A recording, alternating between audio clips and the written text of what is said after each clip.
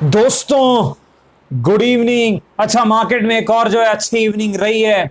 कहीं ना कहीं जो है मार्केट ने एक अच्छा जो है तेजी फिर से दिखाई है। लेकिन एक चीज अब आपको याद रखनी है कि ऊपर के लेवल्स पर जो है थोड़ा आराम से काम करें। अगर आप इन्वेस्टर हैं तो प्रॉफिट जरूर खींच लें, क्योंकि मेरे ख्याल से अब कहीं ना कहीं मार्केट ओवरबॉट तो था ही, वो तो कब से था। लेकिन मार्केट अगर ओवरबॉट है इसका मतलब ये नहीं कि वो क्रैश कर जाएगा या गिर जाएगा। लेकिन अभी इस वक्त जो है कहीं ना कहीं चार्ट पर एक चीज दिख रही है, मोमेंटम में कमी आती हुई दिख रही है। चाहे कोई भी खबर आ जाए, कुछ खबर फिर से आई थी जो है वैक्सीन रिलेटेड जो है एफिशिएंसी काफी अच्छी है कंपनी, मेरे ख्याल से 95% उनकी एफिशिएंसी है। मेरे ख्याल से अच्छी खबरें आ रही हैं। लेकिन मैंने जो मार्केट में देखा है, अच्छी खबरें हमेशा जो है बुरे भाव के आसपास आती, यानी कि भाव जब काफी ऊंचा होगा तभी अच्छी खबरें आती है। जब भाव नीचा था, जब मैं आपको कह रहा था 10,800 के आसपास सब पैनिक कर रहे थे, उस वक्त तो अच्छी खबरें नहीं आ रही थी। मैंने क्या कहा था, यहां से घूमेगा, घूमा। फिर जब गिरावट आई 11,600 के आसपास, फिर मैंने कहा था घूमेगा, और आपने फिर से कमाल देखा। लेकिन उस समय तो अच्छी खबरें नहीं आ रही थी। मार्केट में देखिए एक चीज याद रखना है, अच्छी खबरें जो है उसी वक्त पर आएगी जब लेना नहीं है।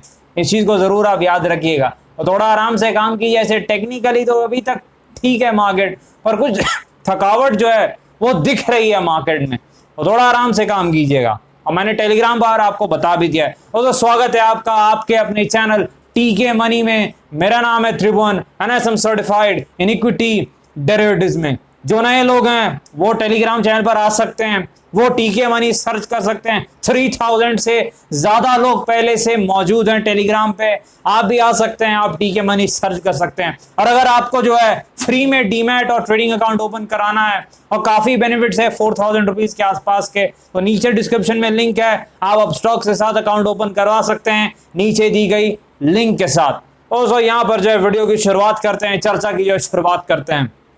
पहला जो स्टॉक है टाटा स्टील।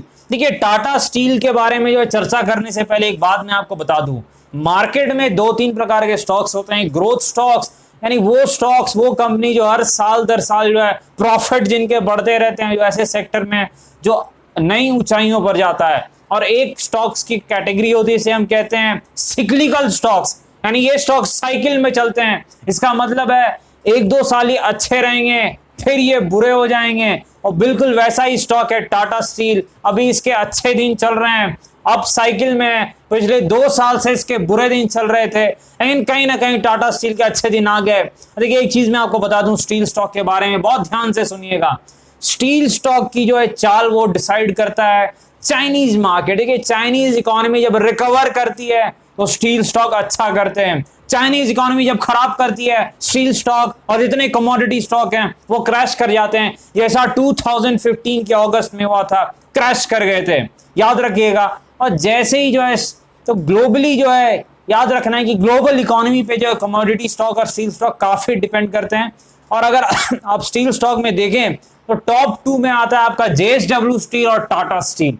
ठीक है, टाटा स्टील एक अच्छी कंपनी है, अच्छे ग्रुप की कंपनी है, पर मैंने आपको बता दिया कि स्टील स्टॉक में काम कैसे करना है। इसका मतलब अगर नीचे आपने काफी खरीदा है, काफी प्रॉफिट में है, तो आपको सपोर्ट रेजिस्टेंस देकर प्रॉफिट जरूर बुक करना चाहिए।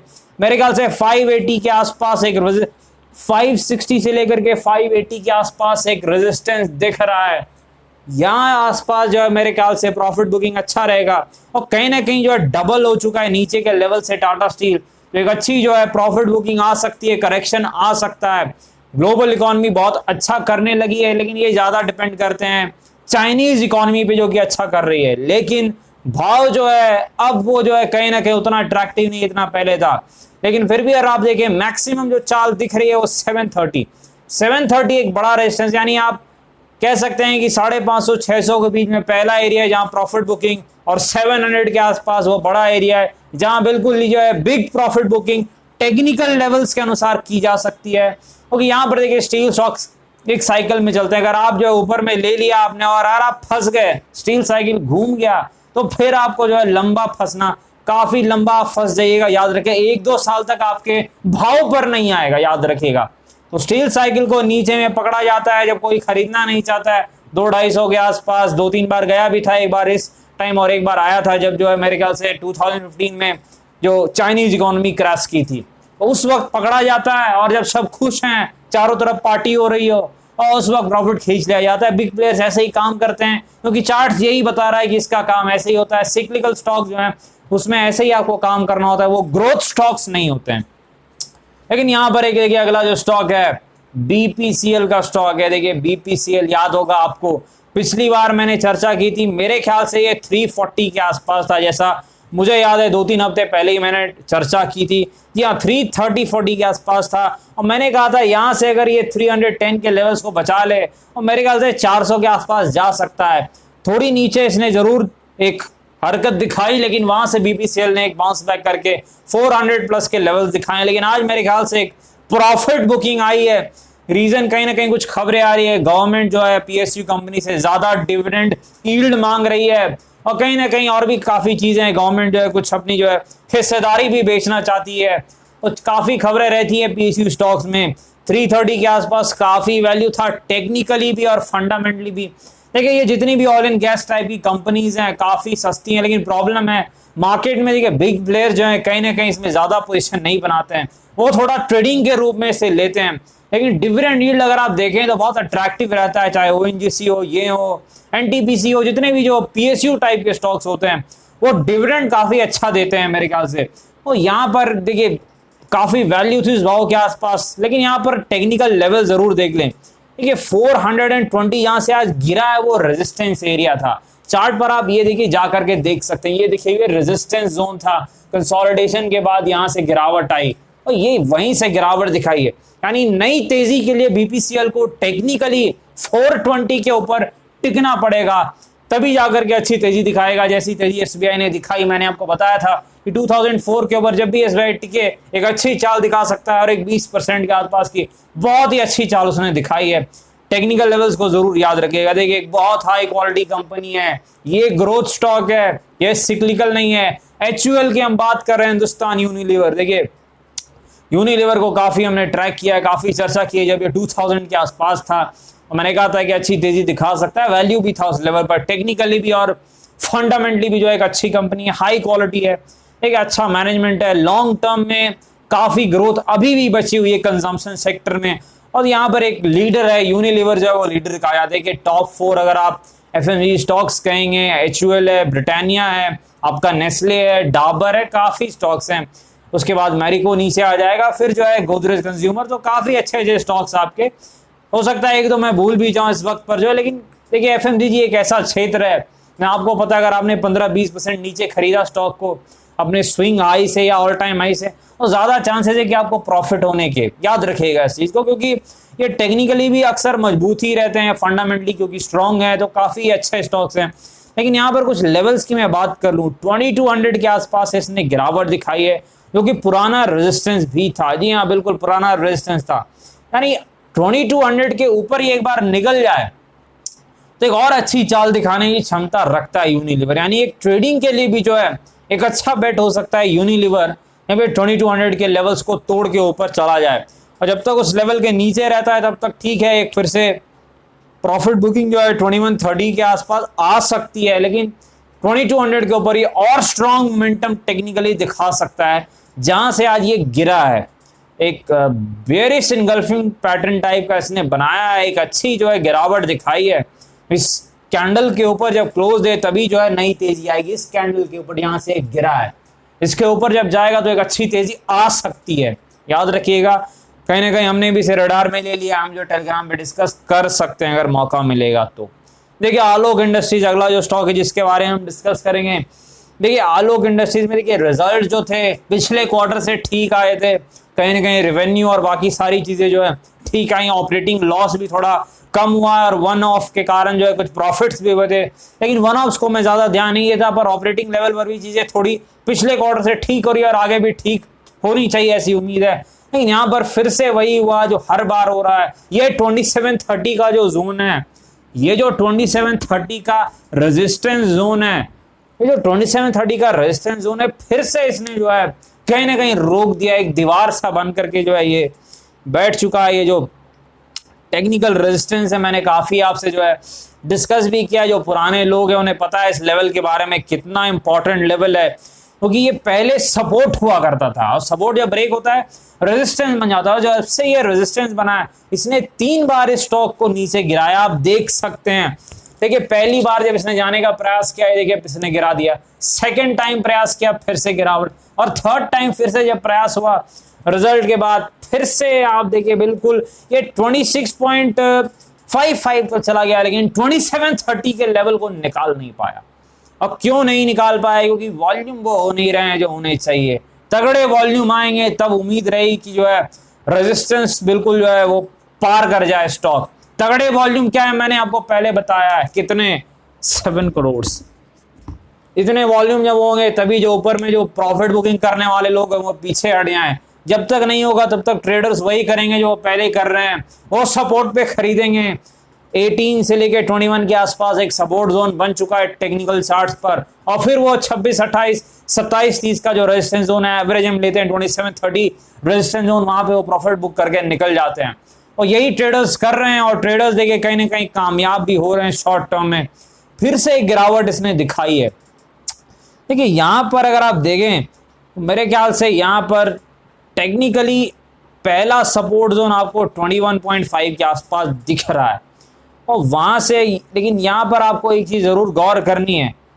आज जो गिरावट हुई उसके वॉल्यूम में एक बार जरूर चेक कर लूं, थोड़ा इजी हो जाएगा। मेरे ख्याल से सर्किट खुलते ही लगा, यानी वॉल्यूम कम होने चाहिए।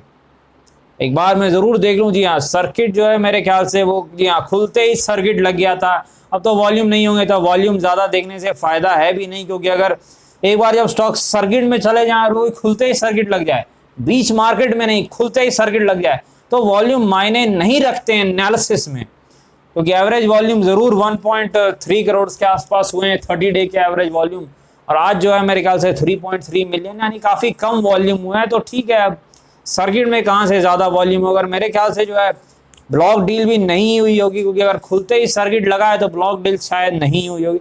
एक बार हम चेक कर लेते हैं। मेरे ख्याल से जी नहीं, कोई ब्लॉक डील नहीं है, ओनली सेलर्स लिखा हुआ है। इसका मतलब वो कहना चाह रहे हैं कि जो है लोअर सर्किट लगा हुआ है, यानी ब्लॉक डील नहीं हुई है। देखिए ये एक दिक्कत है। 2730 का जो जोन मैं पहले भी आपको बता रहा हूँ, एक रेजिस्टेंस का काम कर रहा है, और ये रेजिस्टेंस जब ब्रेक होगा तभी राहत मिलेगी। देखिए तब क्या होगा, ये रेजिस्टेंस जो है एक सपोर्ट बन जाएगा। यानी अभी जो ये दिक्कत दे रहा है ये उसी प्रकार से आपकी जो है मदद भी करेगा, लेकिन ये जब तक निकलता नहीं है तब तक आपको दिक्कतें झेलनी पड़ेगी। अब फिर से जो है ये लोअर सर्किट आर लग गया कहीं ना कहीं, ये ठीक तो नहीं हुआ। उम्मीद थी इस बार कम से कम निकाल ले इस 2730 के जो है दीवार को, पर ये तो दीवार है, ये तो मेरे ख्याल से टूटने का नाम नहीं ले रही है। उम्मीद करते हैं बहुत जल्द दीवार टूटे और जो है नई टेरिटरी में चला जाए, यानी स्टॉक जो है वो एक नए जोन में चला जाए, तभी जो है तेजी आएगी, वरना फिर वही होगा।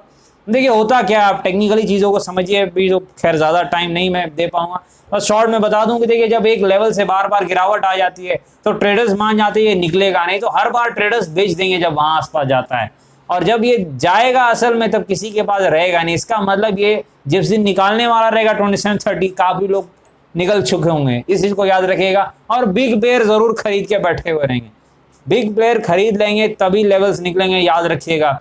और बिग प्लेयर्स की चाल को सिर्फ वॉल्यूम बता पाता है और कोई भी चीजें नहीं बता पाती। आईटीसी के पास जाना पड़ेगा। देखिए आईटीसी जो है काफी डिस्कस हमने किया था, याद होगा 168, 167, 170 के आसपास प्राइस रहता था। मर्दिन कहते थे बहुत वैल्यू आईटीसी में, बहुत ज्यादा वैल्यू है, फंडामेंटली काफी तगड़ा बिजनेस मॉडल है, लॉन्ग टर्म में जो बहुत अच्छा स्टॉक है, अच्छी मैनेजमेंट है। देखिए कहीं ना कहीं बिजनेस मॉडल आपको पता ही, मैंने बताया था होटल, सिगरेट और काफी चीजें हैं यहाँ पर इनके पास। आपका एग्रीकल्चर रिलेटेड बिजनेस भी है, पेपर भी है, सारी चीजें मैंने डिस्कस की थी। बट टेक्निकली बड़ा कमजोर स्टॉक था, हमेशा जो है नीचे जाते रहता था, मार्केट की तेजी में भी नीचे ही रहता। लेकिन रिजल्ट के बाद आके अच्छी चाल दिखाई है, हमारे ख्याल से 10-15% ऊपर गया, 188 के आसपास है। तो आईटीसी देखिए, आईटीसी में एक चीज आपको याद रखना है कि 160, 180 जो है थोड़ा बाइंग जोन है। एक बार मैं देखूं रेजिस्टेंस कहां पर है, चार्ट लगा करके देखिए। आईटीसी एक ऐसा स्टॉक है, बड़ा स्लो मूविंग स्टॉक है, बहुत धीरे चलता है, बिल्कुल मतलब एक डेड स्टॉक टाइप का आप कह सकते हैं कि बिल्कुल दायरे में रहता है। अच्छी चाल दिखाई है, पैटर्न बना के चला है, डबल बॉटम। रेजिस्टेंस कहां पर है, देखिए रेजिस्टेंस जो है बिल्कुल रेजिस्टेंस है 190 से लेकर के 200 के बीच में रेजिस्टेंस दिख रहा है। जी हाँ, 190 से लेके 200 के बीच में रेजिस्टेंस दिख रहा है, दिक्कत का एरिया दिख रहा है। डिस्क्लेमर आपको पता है मेरे पास भी आईटीसी है, मैंने आपको बताया। देखिए आईटीसी कहीं ना कहीं 200 के ऊपर जब टिके, 200 से भी इसे ऊपर निकलना पड़ेगा मेरे ख्याल से। इसको कम से कम 210 के ऊपर टिक जाए तभी ये बुल मार्केट में आएगा, अदरवाइज फिर रेंज बाउंड ट्रेड हो जाएगा कि हो सकता है 200 आसपास जाए और फिर 180 170 आ जाए। दायरे में रहने की आदत है आईटीसी की। टेक्निकली अच्छा अभी तक मेरे ख्याल से नहीं हुआ है, लेकिन फंडामेंटली बहुत स्ट्रॉन्ग स्टॉक है और मुझे डिविडेंड यील्ड इनकी काफ़ी पसंद आती है, आपको मैंने पहले भी बताया है। देखिए यस बैंक जो है बिल्कुल अच्छी चाल दिखा रहा है, कहीं ना कहीं जो है तेज़ी दिखा रहा है। और देखिए 16-18 के रेजिस्टेंस जोन की तरफ चल पड़ा है। जब रिजल्ट की एनालिसिस हमने की थी 12, 12.5, 13 मेरे ख्याल से वही कुछ प्राइस था, 12.5 मेरे ख्याल से था जब गिरावट एक बार हो गई थी कुछ।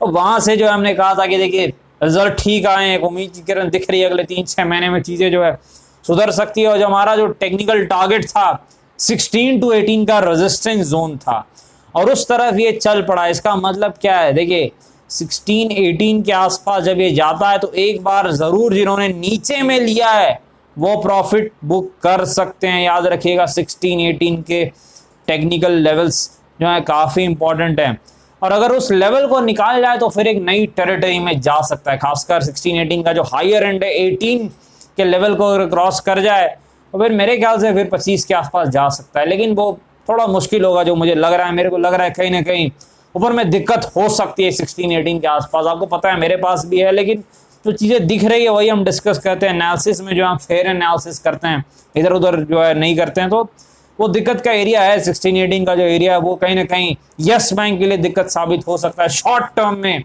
लॉन्ग टर्म में तो ये अब चीज़ें सुधर रही है, ऊपर जाएगा, लेकिन शॉर्ट टर्म की हम बात कर रहे हैं 2-3 महीने, 1 महीने, इस प्रकार की हम बात करते हैं, बिल्कुल शॉर्ट टाइप की, ट्रेडर्स टाइप की जो हम बात करते हैं। लॉन्ग टर्म मैंने काफ़ी डिस्कशन किया है इस बैंक पे, फंडामेंटल मैंने काफ़ी डिस्कस किए, तो आपको पता है चीज़ें।